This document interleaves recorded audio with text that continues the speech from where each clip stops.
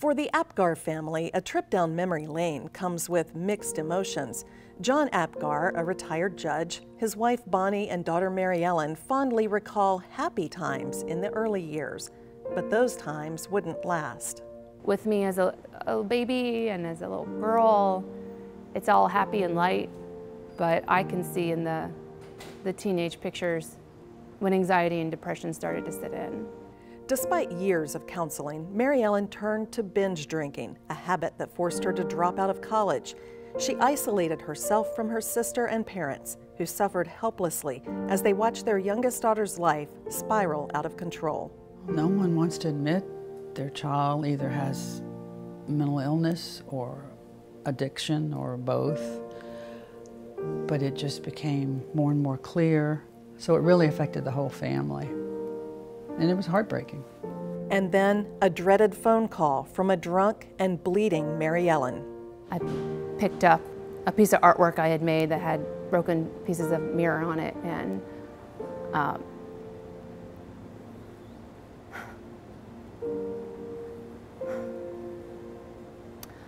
put a 6-inch cut in my leg.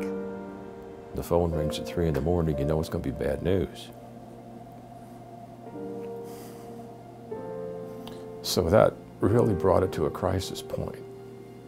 The incident landed Mary Ellen in a psychiatric ward, but Bonnie refused to see or speak to her until she had been sober for 30 days, in the hope that if she made it that long, maybe it would stick. So I stayed sober for 30 days, and to celebrate 30 days of sobriety, I went on a binge. Mary Ellen woke up in the drunk tank, didn't know how she got there, in the Roanoke City Jail, where her father was at that time a circuit court judge. I remember the officers coming to get me from the cell and saying things like, well, maybe this will whip her into shape. Because they all knew who I was. They all knew I was Judge Apgar's daughter. I didn't find out about it until I went to the courthouse the following Monday. And everybody said, sorry about the arrest. And I said, what arrest? You know, and then found out about it that way. When you're a daddy's girl and he looks at you with just sheer disappointment, you can't unsee that one. The Apgars responded with the toughest decision they had ever made as parents, withdrawing all financial support from their 22-year-old daughter, steering her towards the Rescue Mission Recovery Program. As a sitting circuit court judge, I had sent people to the Rescue Mission Residential Recovery Program, so I knew all about it. I was very afraid of running into someone who knew my dad, and I remember walking with my hand over my name tag so that no one could see it. So it was really embarrassing. It was really terrifying. It wasn't long before Mary Ellen found herself giving in to the program. She learned to open up and how to deal with things like change and feelings of powerlessness. The mission taught her tools to understand the grip of addiction on her life and for identifying triggers and overcoming harmful behaviors. And she learned to embrace community and the other women in the program. They became my family. They've got to. It has to. That's what's going to make the program work, is if you become proud of it. There was unconditional love, support, forgiveness, education, shelter, food.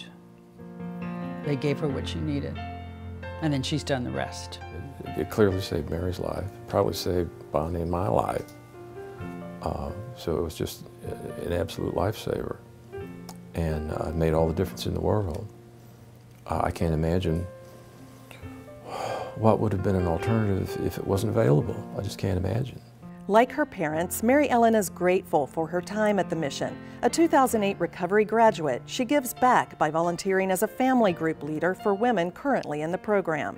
To one, show them that you can live a life in recovery, but it also helps me to remember if I become complacent, that's when things can start to get dangerous.